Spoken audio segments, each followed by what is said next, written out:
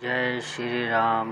राम समाधि आश्रम संत थानेदार चैनल को देखने व सुनने वाले सभी साधकों को हमारा प्यार भरा प्रणाम। आज हम महात्मा श्री रामचंद्र जी महाराज प्रिय नाम परम संत श्री लाला जी महाराज की हस्तलिखित पुस्तक रामायण की रूहानी तशरीह बालकांड पर जो व्याख्या की गई है उसे सुनेंगे।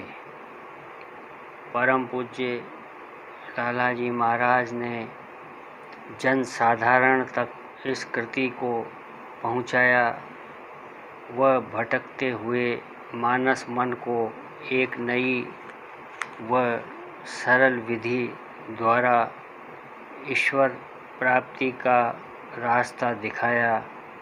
इस पुस्तक में परम पूज्य लाला जी महाराज ने रामायण की आध्यात्मिक व्याख्या की है जो अपने आप में अनूठी है। आशा है आप सभी धर्म प्रेमियों को पसंद आएगी।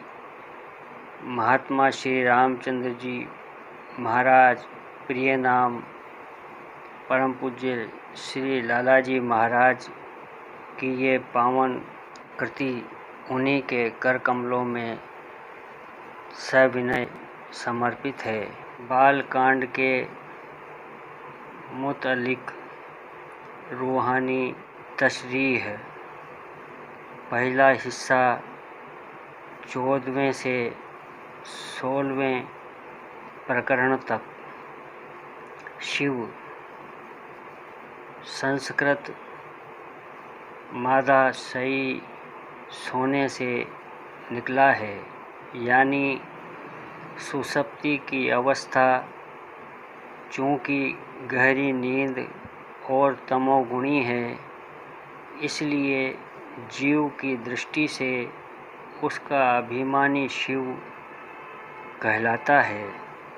सुषुप्ति ज्ञान के करीब रहने वाली अज्ञान की हालत है। इसमें जो वृत्ति रहती है वह सती कहलाती है। सती यानी सत संस्कृत मादा सत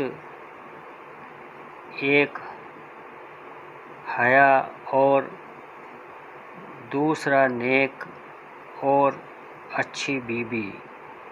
यह वृत्ति शुरू में इस तरह की नहीं होती जो संशय रहित हो, और संशय संयुक्त होने से जब सुषुप्ति का अभिमानी उससे बेपरवाह हो जाता है, वह खुद व खुद योग अग्नि से जलाए जाने पर पार्वती की उजली शक्ल और मजबूत सूरत में नमूदार होती है।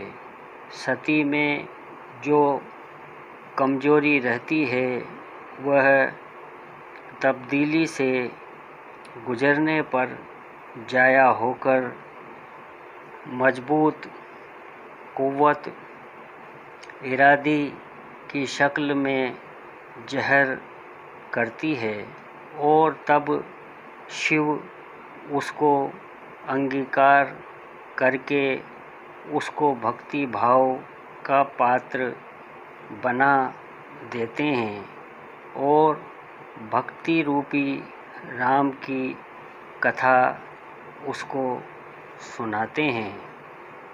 हर योगी और अभ्यासी को भी यही करना पड़ता है। चित्त की कमज़ोर वृत्ति को मजबूत बनाकर तब उससे प्रेम और भक्ति का काम लिया जाता है, वरना यह बेकाम रहती है और निद्रा समाधि ही रहती है, ज्ञान की प्राप्ति में सहायक और मददगार न होती। जागृत और स्वप्न को दोनों अज्ञान की हालत कही जाए, मगर उनमें फिर भी एक किस्म की बाजबरी रहती है। बरअक्स इसके सुषुप्ति की हालत और होती है और आदमी गाफिल हो जाता है। जागृत, स्वप्न और सुषुप्ति इंसान में भी और ब्रह्म में भी हैं। इनके अभिमान से ब्रह्म के बातर्तीब तीन नाम प्राज्ञ, तेजस और विश्व हैं। यह दोनों वाहम मुशावह हैं, क्योंकि जो ब्रह्मांड है वह ही पिंड भी है और जो पिंड में है वह ही ब्रह्मांड में भी है। दक्ष, संस्कृत लफ्ज़ अ से निकला है। यह हकीकत में मन की वह वृत्ति है जो बहुत पैदा करने को शायक है। इसको सोने वाले सुषुप्ति के अभिमानी शिव से चिढ़ रहती है, इसलिए सती के भस्म होने पर शिव ने उससे किता ताल्लुक़ किया और फिर हिमाचल और मैना यानी हिम बर्फ और मयंक पहाड़ यानी ज़बरदस्त कुव्वत इरादी पैदा करने वाली वृत्ति से ताल्लुक़ पैदा किया। पार्वती के मुरादी मानी पत्थर वाली पर्वताकार कायम रखने वाली है और इस वजह से वह ब्रह्म को प्यारी है। दूसरा हिस्सा 17वें प्रकरण में 27वें प्रकरण तक। नारद, संस्कृत लफ्ज़ नर आदमी और दा देने वाले से निकला है। नर फितरती लफ्ज़ से निकला है, जिसके मानी हिदायत करने के हैं। हिदायत करने वाला अगर ऐसे आदमी में काम अंग प्रबल हो जो हिदायत का काम करता है, तो उसका मन बंदर की तरह चंचल हो जाता है और वह बंदर की शक्ल का बन जाता है। इसलिए उसकी इस्लाह तजर्बे से होती है और विष्णु की माया उसको नाच नचाकर ठीक रास्ते पर लाती है। तीसरा हिस्सा 28वां प्रकरण। मनु, संस्कृत लफ्ज़ मन जानने और समझने से निकला है। शतरूपा, सत मानी 100 और रूप मानी जाहर करना। यह मन की 100 रूप जाहिर करने वाली वृत्ति है। यह ही मन की हजारों रूप वाली वृत्तियों से गर्ज है। जब मन अपनी वृत्तियों के साथ रहता है तब भी उसको ख्वाहिश होती है, और जब ईश्वर का ख्याल करता है तब ही उसको रूप और नाम ही के झमेले में साक्षात्कार करना चाहता है। यह भक्ति की मजबूत इस्तवाई मंजिल है, और चूँकि कुदरत में हर किस्म की ताजीम का इम्कान और सम्मान है, इसलिए विष्णु राम के रूप में उनके घर दूसरे जन्म में प्रकट हुए। चौथा और पांचवा हिस्सा 29वां प्रकरण। पुलस्तस्य संस्कृत मादा पुल मानी और आसमानी फेंकना, नीचे की तरफ जो रूहानी मन रूपी ब्रह्म से नीचे की तरफ धार निकली वह पुलस्त्य ऋषि कहलाई। विश्रुवा संस्कृत मादा वी मानी पहले और श्रव मानी गिरना। पुलस्त्य से जो दूसरी धार नीचे की तरफ निकली वह इस नाम से मौसूम हुई, पहली कारण रूप और दूसरी सूक्ष्म रूप थी। इसी विश्वा से अब जो तीसरी स्थूल धार निकली वह रावण, कुंभकर्ण और विभीषण की सूरत में जहूर पजीर हुई। यह तीनों अज्ञान के अंधकार की धारें थी। अज्ञान को पैदाइश भी ऊपर से ही होती है और वो उसका तवल्लुक जीव की ही नज़र से है। ताहम चूँकि संसार की खुद उत्पत्ति अज्ञान से होती है, इसलिए वह ऊपर ही से है।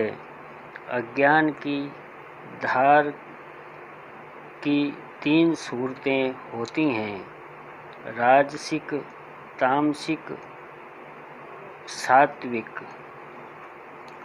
रावण तो अज्ञान की राजसिक धार है, जिसमें तमाम संसारी इल्म और तमीज के साथ जदोजहद की ताकतें तकलीम हुई और उनमें अग्नि, वायु, जल, वरुण, इंद्र, बिजली वगैरह सबका इल्म हासिल करके सबको अपने वश में कर लिया और पृथ्वी पर खून की नदियाँ बहा दी, जिसकी वजह से तमाम दुनिया थर्रा गई। रावण संस्कृत मादा राव मानी शोरगुल से निकला है, जो रजोगुण का खासा है। जब रजोगुण प्रधान हो जाता है तब अक्ल और ताकत दोनों रोज रोज की मशक़ी के सिलसिले में तरक्की कर जाते हैं। इस वजह से उनके 10 सर और 20 हाथ दिखलाए गए हैं। उसका 10 सर 7 तत्व बुद्ध, अहंकार और 5 तत्वों शब्द, स्पर्श, रूप, रस और गंध का भंडार है, जिनका ताल्लुक सिर्फ सर के पंच ज्ञान से है। यही ही नीचे उतरकर 10 ज्ञान इंद्रियां, 5 स्थूल भूत, आकाश, वायु, अग्नि, जल, पृथ्वी, यह 19 और 20वां मन के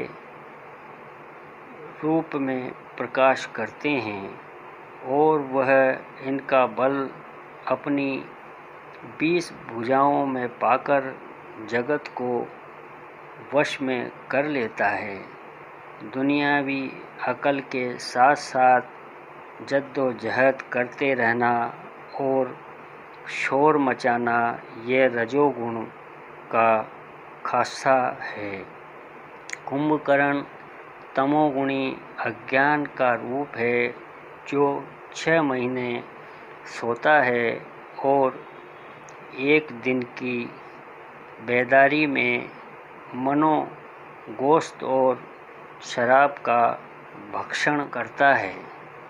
विभीषण इसका भाई सतोगुणी अज्ञान है। शूर्पणखा बहन साक्षात अविद्या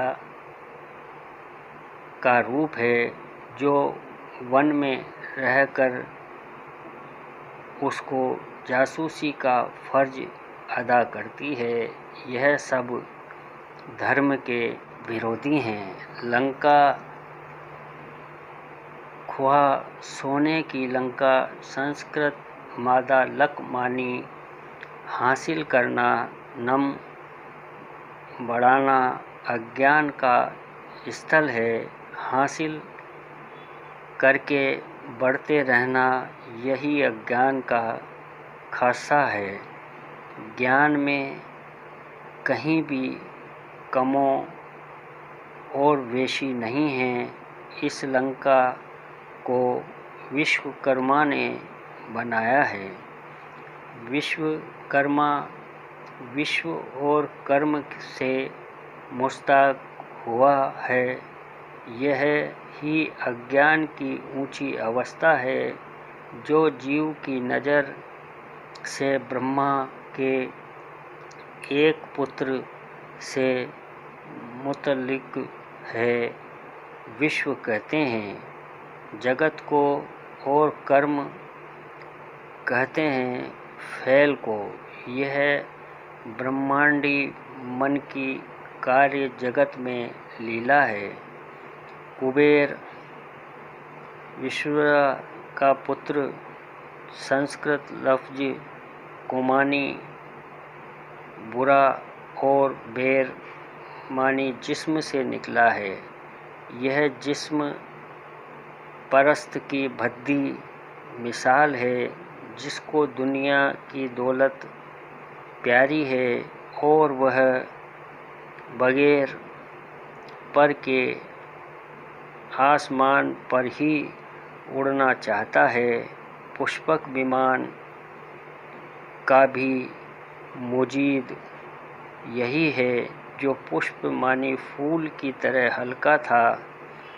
हकीकत में यह अज्ञानी मन की लतीफ़ बुलंद परवाजी की सूरत है जो रावण ने तप और रियाजत से हासिल कर ली थी।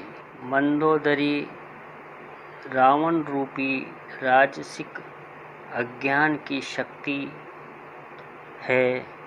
यह लफज मंद मानो सुस्त भारी और उदर मानी पेट से निकला है। जैसे ब्रह्मांड पुरुष और प्रकृति के खेल की जगह है वैसे ही जहाँ जहाँ अज्ञान का काम होगा वहाँ वहाँ सारी शख्सियतें अस्वात और नफ़ी की धारें बनी हुई काम करती रहेगी। राजसी आदमी अगर पेट का भारी न हो और अपने भेद की बातें सबसे कहा करे तो फिर वह जिंदगी में मुश्किल से कामयाब होगा। यह मंदोदरी शब्द का अर्थ है मेघनाद। यह दो लफ्ज मेघ माने बादल और नाद आवाज़ से निकला है। बादल बिजली को और बादल का पानी बिजली की शक्ति को शांत और मगलूब रखता है। रावण के इस लड़के ने जो हकीकत में इसी शक्ति की कुव्वत इरादी की ज़बरदस्त ताकत का रूप थी। इंद्र यानी बिजली की ताकत को दबा लिया था और यह ताकत लंका की गुलामी और खिदमतगार बन गई थी। जैसे और कुदरत की ताकत उसकी महकूम थी, वैसे ही यह इंद्र यानी बिजली का देवता भी, जो कुदरत की तमाम कुव्वतों का सरदार है, इसके ज़ेरे असर आ गया। जो शख्स अपने दिल की ज़बरदस्त बिजली जिस्मी जज्बात को तांबे कर ले, उसका क्या कहना। औरों को हरा देना उसके लिए आसान काम है, मगर इस पर काबू पाना तो सख्त मुश्किल है। वृत्री कुंभकर्ण की स्त्री का नाम है। यह लफ्ज़ ब्र मानी पसंद करना और त्रि मानी 3 मर्तबा से निकला है। चूँकि वह तामसी था, उसको अज्ञान के 3 पर्दे जागृत, स्वप्न और सुषुप्त पसंद थे और वह मूढ़ होकर रहता था। शर्मा विभीषण की स्त्री का नाम था। सरी मानी जाना और म माने आनंद से निकला है। यह भक्ति को आनंद देने वाली मूर्ति है। विभीषण अज्ञानी भक्त था, इसलिए शर्मा आनंद देने वाली स्त्री उससे ब्याही गई। यह तमाम नक्शा जो लंका नाम और रूप की शक्लों में दिखाया गया है, अज्ञान और अज्ञान के संबंधियों का रूपक है। जब तक यह अज्ञान साधारण रहता है, सृष्टि का काम मामूली तौर पर होता रहता है, मगर जब कभी यह खौफनाक और असाधारण रूप भर लेता है, तब दुनिया को खौफ हो जाता है। फिर उसको हटाना मामूली ताकत का काम नहीं होता। कुदरत की ज़बरदस्त ताकत आए तो वह अलबत्ता काम करे। इसी वजह से विष्णु इस जगत के संभाल के लिए विशेष रूप से अवतार लेते हैं। छोटे मर्ज के लिए छोटी और बड़े मर्ज के लिए बड़ी मौसर दवा की ज़रूरत होती है। 34वें प्रकरण की तस्वीर। दशरथ संस्कृत के 2 लफ्ज़ दश मानी 10 और रथ मानी गाड़ी से मुश्तक हैं। दशरथ से मुराद 10 कर्म और ज्ञान इंद्रियों से हैं। 5 ज्ञान इंद्रियां ये हैं, एक कान, दूसरा नाक, तीसरा आँख, चौथा जबान यानी जायका, पांचवा त्वचा यानी चर्म। 5 कर्म इंद्रियां हैं, हाथ, पाँव, जवान यानी नादका, लिंग और गुदा।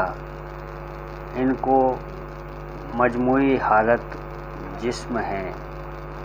इस जिस्म की शादी कुदरत को 3 लड़कियों, पहला सत, दूसरा रज और तीसरा तम के साथ हुई। कौशल्या सत है, सुमित्रा रज है और कैकेयी तम है। इन तीनों के खवास जुदा जुदा होते हैं। कैकेयी संस्कृत मादा केका से निकला है, जिसका मतलब है नकली आवाज़। हकीकत में यह माया ब्रह्म की असली नकल है। ब्रह्म अगर नूर है, यह साया है। यह प्रकृति की निचली अवस्था है। चूँकि ब्रह्म निश्चल है, यह मूढ़ है, यह उसका रूप है। कौशल्या संस्कृत मादा कौशल या कुशल से निकली है, जिसका अर्थ खुशी, बेहतरी और नेकी है। यह सत है, क्योंकि आनंद और खुशी सिर्फ सत का खासा है। वह जात के करीब होने की वजह से प्रकाश वाली है। इस वजह से रामायण में बतलाया गया है कि उसको राम का दर्शन असली रूप में हुआ। सुमित्रा संस्कृत मादा सु और मित्र से निकला है। सु या सु का अर्थ है चलना, मित्र का अर्थ है दोस्ती करना। यह रज का खासा है कि वह सत और तम में से किसी का भी दुश्मन नहीं है। वह दोनों को हरकत देता है और दोनों से काम लेता है। इस वजह से सुमित्रा रानी को कौशल्या और कैकेयी दोनों ने अपने अपने हिस्से दिए थे और वह दोनों के दरमियान रहकर किसी एक की भी शिकायत नहीं करती थी।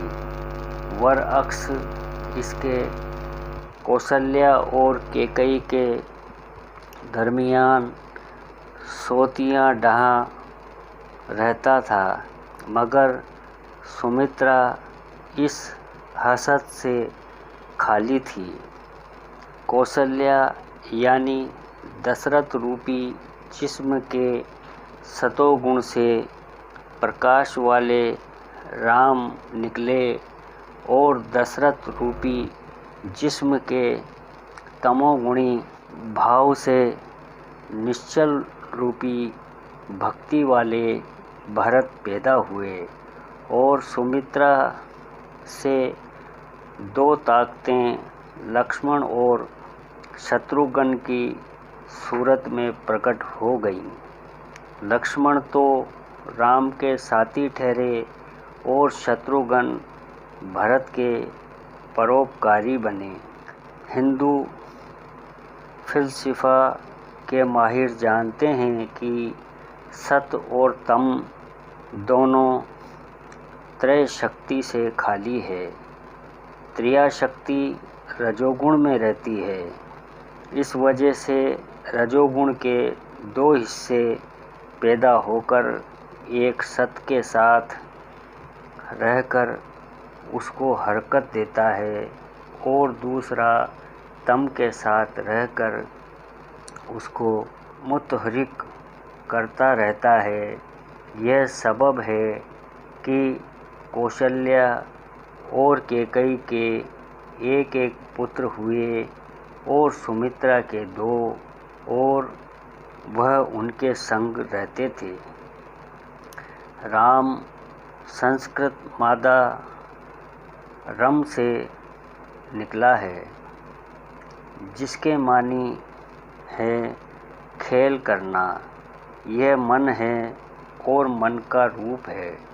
चूँकि राम ब्रह्म के ज़हूर हैं, जिस तरह ब्रह्म में संसार का खेल होता है, उन्होंने प्रकट होकर नर शरीर में जगत की लीला दिखाई। यह सतोगुण का लतीफ़ हिस्सा है जो रजोगुण से मिला हुआ है। लक्ष्मण संस्कृत लफ्ज़ लक्ष्य से निकला है, जिसका मतलब है अलामत, चिन्ह, निशान या खास। यह अहंकार है। यह लतीफ़ और कशीफ होता हुआ इस संसार का बानी हुआ है। जगत इसी के सहारे रहता है। यह शेषनाग का अवतार है। अहंकार अगर मन के साथ काम न करे तो फिर कोई काम न हो। यह लक्ष्मण से मुराद है। भरत, यह संस्कृत मादा भ्रू से निकला है, जिसका मतलब है पालना, परवरिश करना। यह बुद्धि तत्व है जो निश्चयात्मिक है। यही सबकी परवरिश और संभाल करती है। इसके सब काम सोच विचार और यकीन के साथ होते हैं। इसमें सख्त इस्तक़बाल और साबित कदमी हैं। रामायण भर में भरत की शख्सियत की तस्वीर सबसे लासानी है। शत्रुघ्न संस्कृत मादा शत्रु, दुश्मन, हन, मारने से बना है। यह चित्त का रूप है, जिसका खासा हमला करते रहना है। यह चंचल है और बुद्धि के सहारे इसका खेल होता है। इसी वजह से शत्रुघ्न भरत के साथी रहते हैं। मन, बुद्धि, चित्त, अहंकार, यह चारों ताकतें एक दूसरे के साथ लाजिम बिल मलजूम हैं। जब गुणों के असर से जिस्म में प्रकट होते हैं, तब ही अज्ञान रूपी रावण मारा जाता है। यह सब ब्रह्म में भी है और आदमी में भी है। वहाँ लतीफ़ है और यहाँ कशीफ है। विष्णु ने फरमाया था कि मन में अंशों के साथ पैदा हुआ, इसलिए इनका भी आना ज़रूरी था। यहाँ शाक्य कहता है कि पहले बुद्धि पैदा हुई और वेदांत का कथन है कि अहंकार पहले पैदा हुआ, मगर हम कहते हैं कि पहले मन पैदा हुआ, क्योंकि मन न हो तो फिर बुद्धि, चित्त और अहंकार धरे के धरे रह जाएं। यह सिर्फ लफ्ज़ी झगड़ा है और कुछ नहीं है। यह चारों जब होंगे एक साथ ही होंगे, फिर कोई इनको आगे पीछे कैसे बता सके। वह मन व को इन तीनों में मोहित रहता है, इसलिए वह मुख्य है। यही चार चीज़ें, पहला शंख, दूसरा चक्र, तीसरा पद्म, चौथा गदा, विष्णु के औजार भी हैं। वशिष्ठ संस्कृत मादा ब मानी पहले और शासन हुकूमत करने से निकला है। यह मन की पहली तादीबी, जप्ती और उसको निखार करने वाली वृत्ति है, जो समझाती बुझाती और एक हालत में कायम रखने का जतन करती है। इसलिए वशिष्ठ को उपगुरु कहा गया। श्रृंगी संस्कृत मादा श्रृंग से निकला है, जिसके मानी सींग से हैं। यह तप की पहाड़ जैसी मजबूत ताकत है, जिससे पैदाइश का सिलसिला चलता है। यह तप की वृत्ति है, जो शरीर में से किसी विशेष पुत्र वाली शक्ति के लिए पुत्रेष्टि यज्ञ का साधन बनाती है। अग्नि संस्कृत लफ्ज आँख से निकला है, जिसके मुराद चलने से है। जब तक शरीर में अग्नि न हो और हरकत करने की ताकत न आए, किसी बात का पैदा करना अमर मुहाल है। यह असली चीज़ है, और जब रतुबत के साथ हरारत मिलती है, तब ही मन होता है। अवध, यह तीन मादा वध और घ से निकला है। अ का अर्थ है नहीं, वध का अर्थ है बोलना, और ध का अर्थ है धारण करना। यहाँ माया अनिर्वचनीय है, कहने से धारण की जाती है। इसलिए जिस जगह इस अनहुई से का ख्याल होता है, वहाँ ही यह पैदा हो जाती है और शरीर बन जाता है, और दशरथ का ज़ुहूर होता है। 36वें प्रकरण की तशरीह। विश्वामित्र संस्कृत लफ्ज विश्व मानी तमाम और मित्र मानी दोस्त से निकला है। यह भी मन की वृत्ति है, जो तमाम जगत की दोस्ती का दम भरती है। जब तक इंसान सबको दोस्ती की नज़र से नहीं देखता, तब तक उसका देश और आइन सब बेकाम रहता है। इस वृत्ति के बगैर वह तंग दिल, कट्टर और मुतासिब होगा।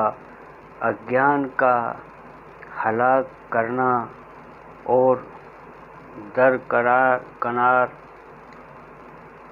वह चंचल रहकर अपना ही नुकसान करता रहेगा। इस वृत्ति को पाकर वह अपनी नेकी का असर दूसरों पर डालता है। नेकी में ताकत और वदी में कमजोरी है। नेकी अस्वात और वदी नफ़ी है। यह वृत्ति यम और नियम के साधन से आती है। यम के मानी गलत, मुबहम और नफ़ी के तख़य्युलात को दिल से बाहर निकालना, और नियम का अर्थ है सच्चे, वाज़ेह और अस्वात के ख़यालात को दिल में जगह देना।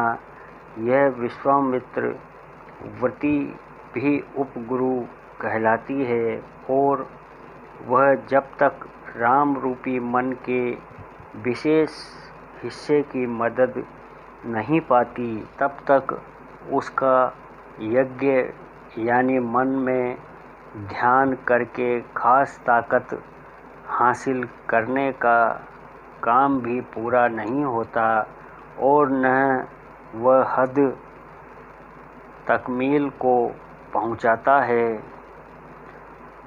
ताड़का संस्कृत मादा तड़ से निकला है, जिसका लग़वी मतलब तकलीफ़ देना और कोड़े मारना है, और मुरादों मतलब घास और पहाड़ का है। यह मन की चंचल वृत्ति है, जो कमज़ोर होकर भी हमेशा सताती और परेशान करती है। इसकी वजह से मन का एकाग्र होना मुश्किल होता है, इसलिए राम रूपी मन इसको मार कर तब यज्ञ का यत्न करता है। मारीची यह लफ्ज़ संस्कृत मादा मृष से निकला है, जिसका मतलब है सब्र और इस्तक़बाल से बर्दाश्त करना। यह भी मन की एक वृत्ति है, जो अज्ञान रूपी रावण की साथी है। शुरू में इसको अज्ञान को तरफ भगा देना होता है। तप का आदर्श प्रकाश है, बर्दाश्त नहीं, इसलिए इसका ख्याल छोड़कर प्रकाश की वृत्ति को मन में कायम करना है। 48वें प्रकरण की तोजीह। अहिल्या संस्कृत मादा अहि यानी सांप और ल्या यानी विलास करने वाली से बना है। यह भी एक स्थूल प्रकार की रूप वाली वृत्ति होती है, जो नीचे के स्थान में दबी पड़ी रहती है।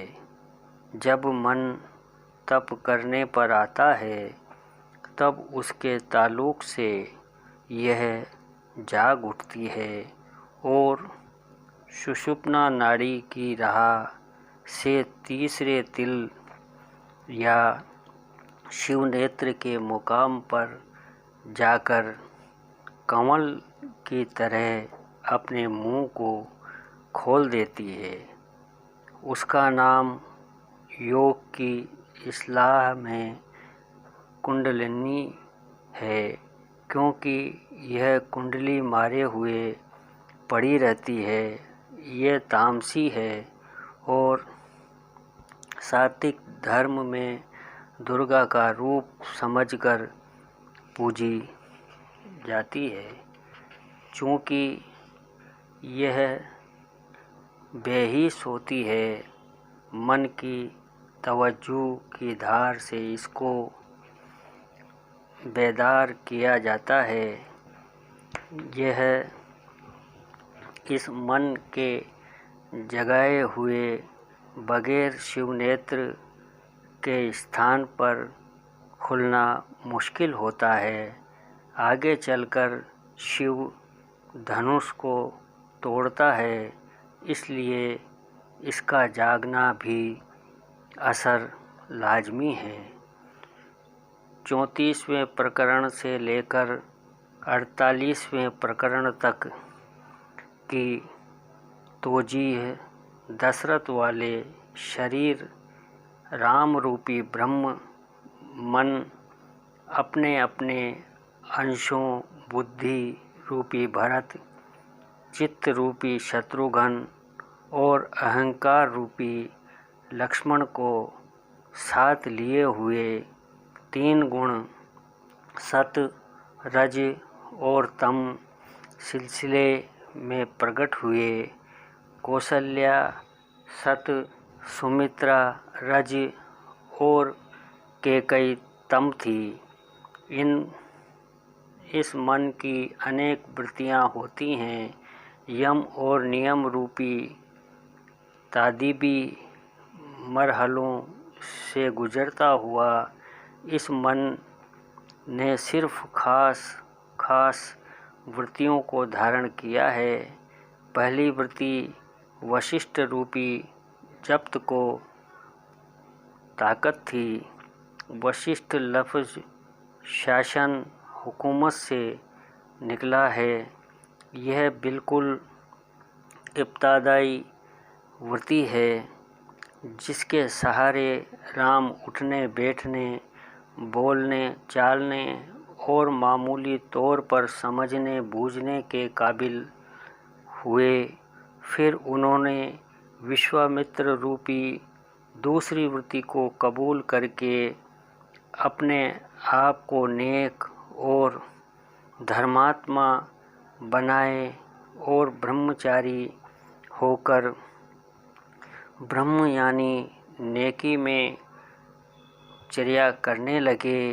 इस तप की जिंदगी में वह कुंडलिनी रूपी अहिल्या नामी वृत्ति को जो हालत मजूलियत में पड़ी थी अपने बल से जिंदा करके आसमान यानी मन के चिंदाकाश की तरफ भेज देते हैं और ज्ञान की गंगा में नहाते हुए फिर जनकपुर यानी मन के खास मुकाम चक्र की तरफ चले। जनक नाम है पैदा करने वाले का। इस शरीर में इसी मुकाम को जनलोक की अक्सी तस्वीर समझना चाहिए। बगैर इस मरहले के तय किए हुए आगे का रास्ता नहीं खुलता। यहाँ आकर राम सीता नामी वृत्ति का तसव्वुर करते हैं। सीता शब्द संस्कृत लफ्ज़ शही से निकला है जिसके मानी बांधने से है। यह भी जब्त की दूसरी ज़बरदस्त और सच्ची वृत्ति है। बगैर इसके सिद्ध किए हुए काम नहीं निकलता।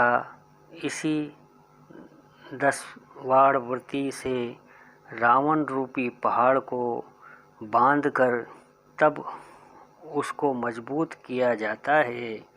यही अहम को नाश करने वाली है। इसके बगैर न आज तक ज्ञान हुआ न होगा। यह प्रकृति का सूक्ष्म भाव है। बगैर प्रकृति के सूक्ष्म को मदद के कभी ज्ञान प्राप्त नहीं होता। इसकी सख्त ज़रूरत है।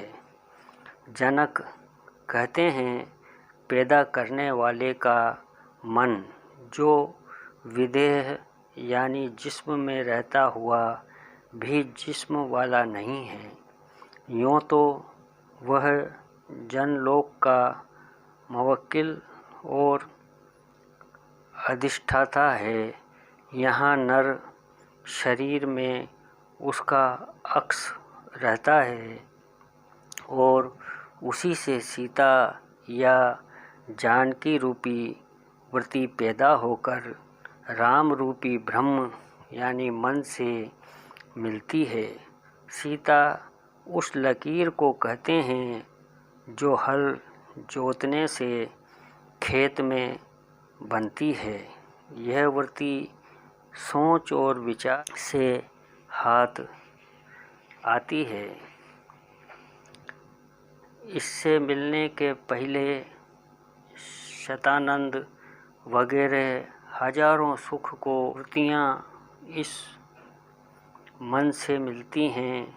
राजा वगैरह जो धनुष यज्ञ में शरीक हुए थे वह और किस्म की ताकत वाली, जब्त करने वाली और हुकूमत करने वाली वृत्तियाँ हैं। कोई इनमें से नेक होती है और कोई बुरी। राम रूपी ब्रह्म मन इनकी तरफ मुतलिफ्त नहीं होते। इनको नज़रअंदाज करके और करते हुए सिर्फ सीता रूपी वृत्ति का तसब्बर करते हैं, जिसके हासिल करने में सिर्फ लक्ष्मण रूपी अहंकार की वृत्ति और विश्वामित्र रूपी नेकी और मित्रता की वृत्ति मददगार रहती है। 3 तरह के शागिल हैं: कर्म, उपासना और ज्ञान। यह सलीसी मदारिज है। विज्ञान चौथा मरहला है। बोध मंजिलें मकसूद हैं जो अभी आगे आएगा। वशिष्ठ वृत्ति कर्म की मददगार, विश्वामित्र वृत्ति उपासना की मददगार है और यह मदद करके जनक रूपी हृदय चक्र में ले जाकर सीता रूपी बांधने वाली तप, स्वर और ध्यान की वृत्ति को प्राप्त करती है। यह वृत्ति उस वक्त हासिल होती है जब शिव का धनुष तोड़ा जाता है। शिव का धनुष क्या है? यह शरीर में तीसरे तिल यानी रुद्र की आँख का मुकाम है। दोनों भुवों के बीच में इन दोनों आँखों से जरा आगे एक तीसरी आँख है जो शिव नेत्र कहलाती है। इन तीनों आँखों की शक्ल मजमूई शक्ल का नक्शा बिल्कुल कमान की सूरत का है और जहाँ इस कमान का चिल्ला होता है वह तीसरे तिल का स्थान है। इस जगह से कमान को तोड़ा जाता है। रूह, मन, मस्तिष्क, कमर कर दिया इफलाक। इसका मतलब यह है कि मेरी रूह ने चाँद के 2 टुकड़े कर दिए और वह आसमान पर चढ़ गई। इसको ख्वाह मश्क कमर कहो या मश्क कमान कहो, ख्वार तीसरे तिल का वेदना कहो। यह तीसरा तिल नुक्ते सुवेदा भी कहलाता है। इस नुक्ते सुवेदा पर काबू पा लेना भक्ति की हद है। यह उपासना की इंतना है। जिसने इस पर दस्तरस पाई वह पूरा भक्त हो गया। विश्वामित्र को हद सिर्फ यहाँ तक ही है। इसके आगे ब्रह्म ज्ञान की हद शुरू होती है। पंथाइयों में इस मंजिल के आगे जो मरहला आता है वह ओंकार का स्थान त्रिकुटी होता है। त्रिकुटी में तसलीसी मदारिज को यह त्रिकूट नामी पहाड़ है जिसके सहारे या जिस पर लंका यानी अज्ञान आबाद है। अज्ञान हमेशा ज्ञान के आधार पर रहता है। जब यह त्रिकुटी यानी 3 गुण सत रज तम का तसल्लिसी मुकाम या उसके तसल्लिमी मवक्किल विष्णु, ब्रह्मा और शिव के रूप को जान लेता है, तब अज्ञान रूपी रावण मर जाता है। परशुराम परसे का जिसको आधार हो वह परशुराम है। परसा कहते हैं औजार को। भक्ति का कार्य बगैर आधार के और बिना सहारे के नहीं चलता। जिस वक्त भक्ति की हद यानी रुद्राक्ष या शिव नेत्र या तीसरा तिल या नुक्ते सुमेधा पर फतेह मिलने की होती है, उस वक्त शिफली उपासना का संस्कार लड़ने पर आता है। हालांकि ज्ञान की प्राप्ति में यह तसब्बुर और ध्यान सिर्फ मददगार चीज़ थी, बतौर खुद मंजिले मकसूद नहीं थी, मगर सहारे का आदि मन अपनी टेक छोड़ते हुए सख्त घबराता है और इसलिए इस सहारे की वृत्ति को लक्ष्मण रूपी अहंकार वृत्ति से कशमकश होने लगती है। सख्त मुकाबले की नौबत आती है।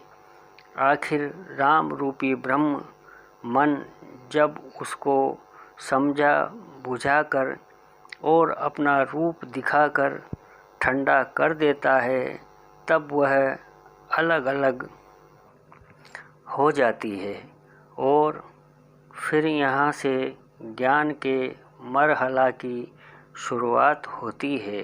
असली भक्ति और ज्ञान में भेद नहीं है, भेद शिफली भक्ति और ज्ञान में है। शिफली भक्ति में कट्टरपन, तंगदिली, गुस्सा, तासुब और तंग ख्याली होती है। वह सिर्फ कहने की भक्ति है जो हकीकत में काबिल कदर चीज़ तो है, मगर सिर्फ एक हद तक। इस शिफली भक्ति को सूक्ष्म भक्ति से तब्दील करना पड़ता है, तब जाकर ज्ञान मिलता है। जो लोग आमिल और शागिल नहीं हैं, उनको समझाना मुश्किल पड़ता है। पहले अगर सतगुरु का सत्संग कुछ दिनों करके अमल और शगल से भी थोड़ा ताल्लुक़ पैदा कर लिया जाए तो यह आसानी से जहन नशीन हो जाए। मगर यहाँ मानता कौन है? पहले कर्म, उपासना, भक्ति हो, तब ज्ञान का अधिकार मिले। 51वां प्रकरण। पाणी ग्रहण। संस्कृत लफ्ज पाणी माने हाथ और ग्रहण माने पकड़ना से बना है। इसका मतलब यह है कि मन ब्रह्म ने अपनी वृत्ति माया को अख्तियार किया और इसी तरह बुद्धि, चित्त, अहंकार की निस्बत भी समझ लेना चाहिए। जब तक मन अपनी सच्ची वृत्ति को, जो उसकी शक्ति है, नहीं संभालता, तब अज्ञान का नाश नहीं होता। अहंकार की वृत्ति इस कदर लतीफ़ होती है कि वह उससे जुदा करके नहीं दिखाई जा सकती। यह लक्ष्मण के अलग अलग रहने का मतलब है। विवाह। संस्कृत लफ्ज वी माने बहामी और वह माने लेने से बना है। इसका भी वही गर्ज है जो पाणी ग्रहण की है।